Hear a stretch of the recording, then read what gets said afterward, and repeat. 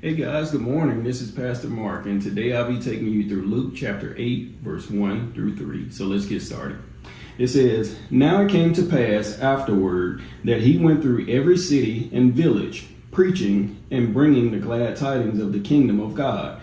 And the 12 were with him, and certain women who had been healed of evil spirits and infirmities, Mary called Magdalene, out of whom had come 7 demons, and Joanna, the wife of Chuza, Herod's steward, and Susanna, and many others who provided for him from their substance."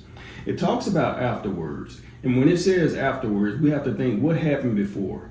What happened before was Jesus, the night before, had come from Simon's house, who was a Pharisee, and Jesus had forgiven a sinning woman. So the day after, it says that Jesus went through nearby towns and villages, and he was preaching the gospel and also telling the truth about the kingdom of God, because they had it wrong. They thought that the Messiah was going to come as a political person, and Jesus had to correct it. So Luke wants to give us a detailed thought pattern of who Jesus was with. Because normally we think about only the 12 men disciples, but Luke is going to show us that there are other people who were along with the gang, and it was women. Women played a huge role in Jesus' ministry, and even now they continue to play a huge role in advancing the gospel. Luke speaks of 3 specific women in this section, and he says that Jesus healed them of evil spirits and infirmities. Now, he's going to use a medical term that is therapy. That's what we get our word therapy from. And it means an entire restoration of that person.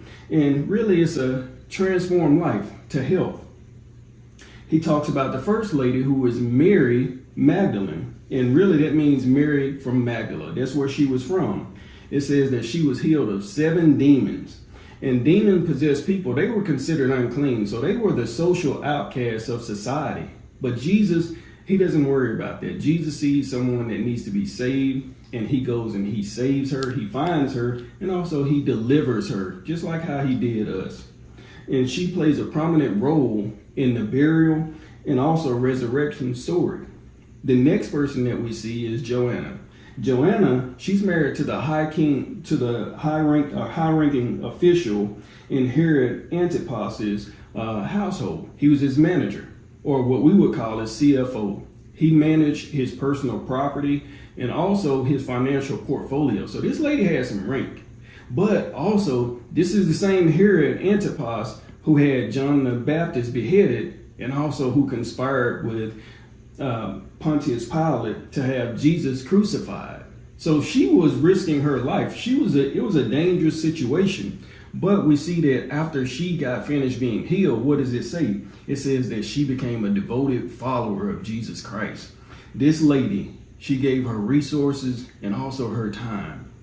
And the next, it really just shows us a great picture of the church today, because you got a whole lot of people who get together who would not have been around each other any other time or circumstance, but they come together in a common unity under Jesus Christ, and they serve his purpose. It's beautiful.